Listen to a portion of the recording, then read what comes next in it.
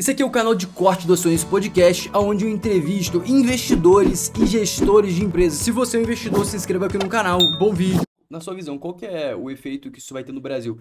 Porque a gente tem um Brasil diferente do mundo, assim, não do mundo como um todo. Qual que é o meu ponto?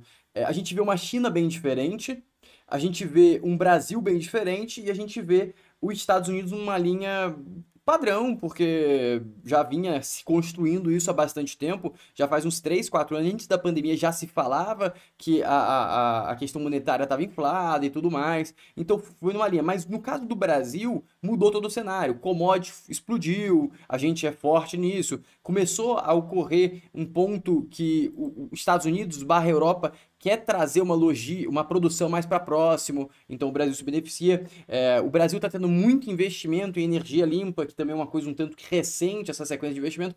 Então o Brasil está numa posição que nunca foi vista. Eu sei que o padrão, consenso é o quê? Você vai olhar o que aconteceu nos 100 anos passados e você vai tentar replicar mais ou menos, fazendo seus ajustes temporais. Só que o mundo mudou como um todo e a gente está lidando, os mercados estão lidando igualmente como ocorreu no passado. Ou seja, a gente bate no Brasil porque é emergente, Estados Unidos é superior, divino, padrão, a gente sabe por quê, maior mercado consumidor do mundo e tudo mais, é divino, ele vai puxar o dinheiro e esse é o padrão que existe. Só que eu acho que agora a gente está sofrendo uma reorganização.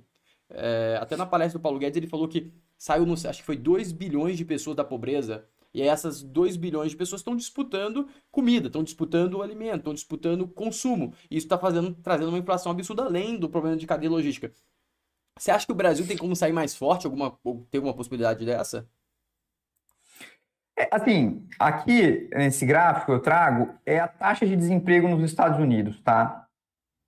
Então, a economia americana ela é muito dinâmica. Eles demitem, recontratam numa velocidade muito rápida. E a gente vê que durante a pandemia essa taxa de desemprego foi para 14% e hoje está em 3,5%. Tá? 3,5% é o que a gente chama de pleno emprego. Então, basicamente, você não tem mão de obra ociosa nos Estados Unidos. Esses 3,5% é basicamente você vai ter as pessoas que saíram de um emprego e estão buscando outro emprego, então eles estão num momento de transição. Além também de aquelas pessoas que realmente têm uma qualificação muito baixa e não conseguem arrumar um emprego. Tá? É diferente, por exemplo, do Brasil, que hoje tem uma taxa de desemprego aí na casa dos 10%, vem caindo. Mas, assim, é difícil imaginar que, pelo menos num primeiro momento, esse susto da economia americana não vai respingar em outros países. Tá? O lado positivo que eu vejo é que, como você falou, o que a gente tem hoje é um problema de inflação muito pesada nas commodities. Então, se você for pegar o petróleo, por exemplo, que eu mostrei que teve uma alta de 50%, mas a gente não precisa ir muito longe, não é só o petróleo. Vamos pegar aqui, ó. Trigo, pegar o ZS. ferro, tudo. Vamos pegar o ZS, que é soja. Uhum. Tá, isso aqui é o preço da soja. Subiu quanto que tá aí? Ó, a gente tá em 17 dólares o bushel no mercado spot. Que assim, essa alta, não é só uma questão da alta, é a velocidade dessa alta. Tá? Uhum. E se você for pegar para milho, para minério de ferro, para diversas outras commodities, também a gente tem tido esse problema. É como você falou, os mercados emergentes, o Brasil, ele é um produtor de commodity e ele acaba se beneficiando disso. Então, por exemplo, para você ter uma ideia, tá? O que o Brasil mudou nas últimas décadas. Na década de 80, o Brasil não tinha segurança alimentar. O Brasil ele não produzia todo o alimento que ele demandava. Tá? Então, ele era um importador de alimentos. Hoje, a gente sabe que o Brasil... Oi? Na última década, a gente não tinha segurança alimentar? Não sabia disso, não? Na década de 80. Ah, tá. Década de 80.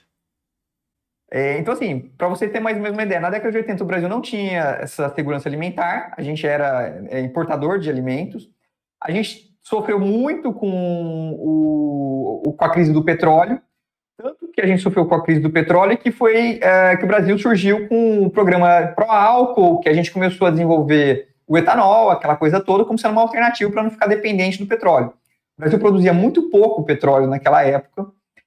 Nos últimos 20 anos, a Petrobras teve, não só a Petrobras, mas assim, obviamente a Petrobras é o principal player, O Brasil ele teve um aumento muito forte na produção de petróleo.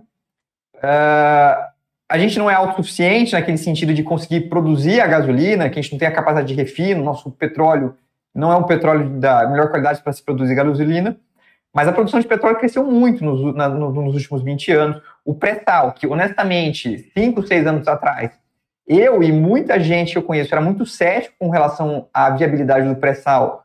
Hoje a gente vê que é sim extremamente viável, é um petróleo muito barato para ser explorado. A Petrobras conseguiu realmente fazer um trabalho fantástico. Operacionalmente, a Petrobras está voando. E justamente acho que é um pouco como você falou. Então, assim, eu vejo realmente que o Brasil ele tem algumas vantagens nessa crise, vamos dizer. As nossas desvantagens. O Brasil ele ainda tem um problema fiscal que ele tem dificuldade de endereçar. É um país que tem uma carga tributária alta, é um país que tem um nível de dívida bruta alto. E numa crise em que todo mundo foge para um porto seguro, o mercado emergente pode sofrer um pouco com isso. Não obstante, a gente ainda tem também uma eleição aí no final do ano em que a gente não sabe o que vai ser as propostas dos candidatos. Tá? A eleição é complicada. Isso é complicado.